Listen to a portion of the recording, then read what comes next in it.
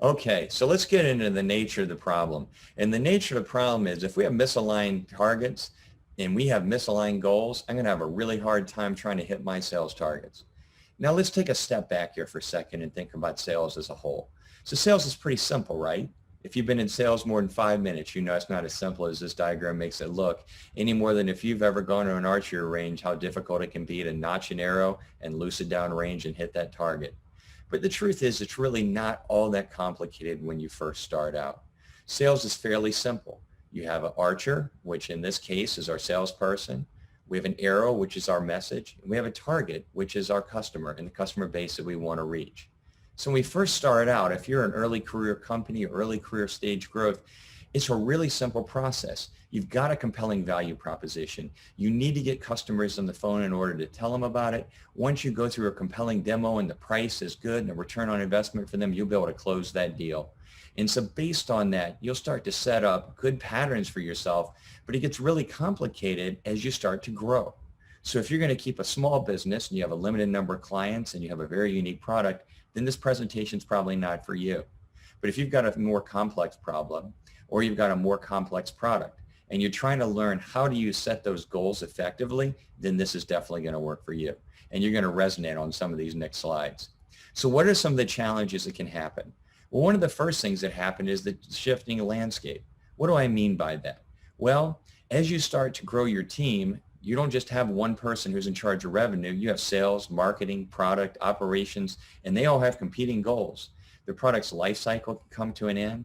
I mean, if you don't believe that, just think about Blockbuster. Blockbuster was one of those companies that was up and coming for many years, and it was everyone else's job to try to emulate what they did.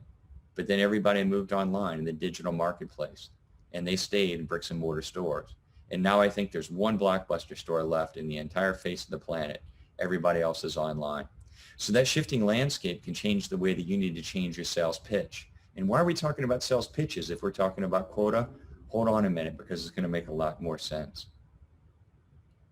All those different targets start to happen and occur as well. So what are those concurrent targets? Well, again, when I first started in sales, it was pretty easy.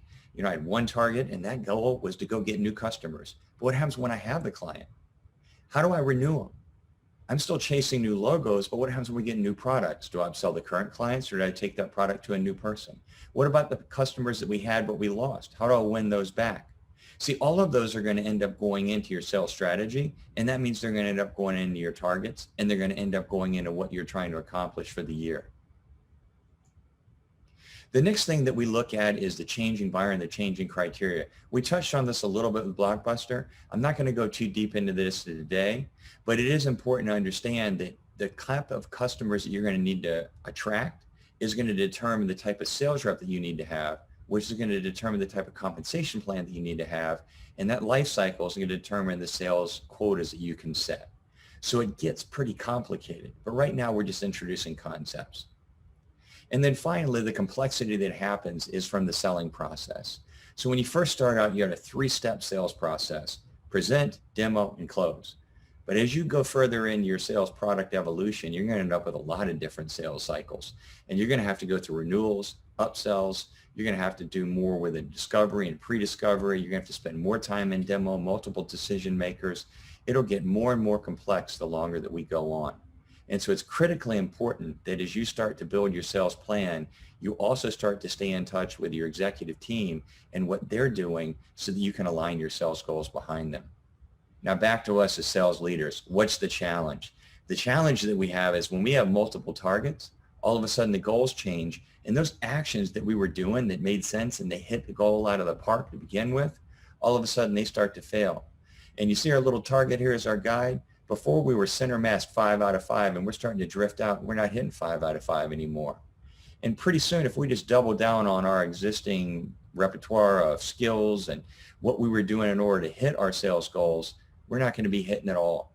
And the challenge there is that we're going to end up hitting a stall point. And that means that we've stopped growing. And everybody's busy and everybody's out chasing logos and everybody on the team is executing. But what in the world happened? The devastating consequences of a sales stall have been documented by Harvard Business Review for years. And these are some of the shocking statistics that you need to be aware of if you're a sales leader. 87% of companies are going to hit a sales stalls. But when they did the regression analysis and the after-action reports, they found that over 90% of them were caused by internal, not external roles, meaning that something failed internally. Half of those companies didn't live to see another day. And of those that did had a 74% loss in valuation. Try trying to get money in a seed round when you've lost your valuation because you stopped growing. If you're a CEO and you've been in a startup environment, or if you're a mid-market company learning and trying to become a large enterprise, you know exactly what I'm talking about. And the challenge is, because we're in sales, a fifth grader with a calculator can look at a chalkboard and see how we're doing. And we invariably become the target. And when we become the target, we don't have a very long life expectancy. The average VP of sales today in the commercial market has an 18-month average tenure. Why is that? Number one reason, failure to hit our top line sales goals. That can be extremely challenging because we're the people that actually created our goals. So how is it that we're going into planning right now and you're setting your sales goals up and yet you're not going to be in a position to be able to hit them? There's a common misconception that goes into sales planning, and that is that sales results are driven by metrics and process, and that the formula of success, once set, doesn't change.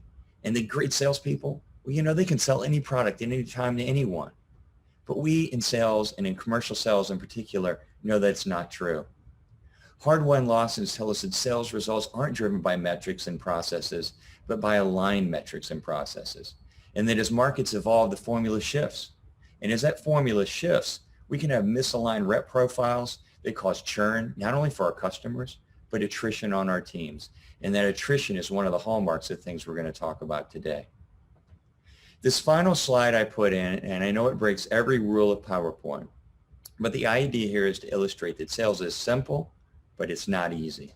And when you think about target acquisition as something as simple as archery, there's over 18 different things that archer needs to know in order to execute a well-placed shot. And when you look at some of these things, it's the strategy, the enablement, the operations, but simple things like, did we define a target?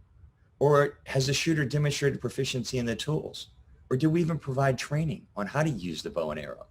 Do we have a system to coach the shooter when they fall behind?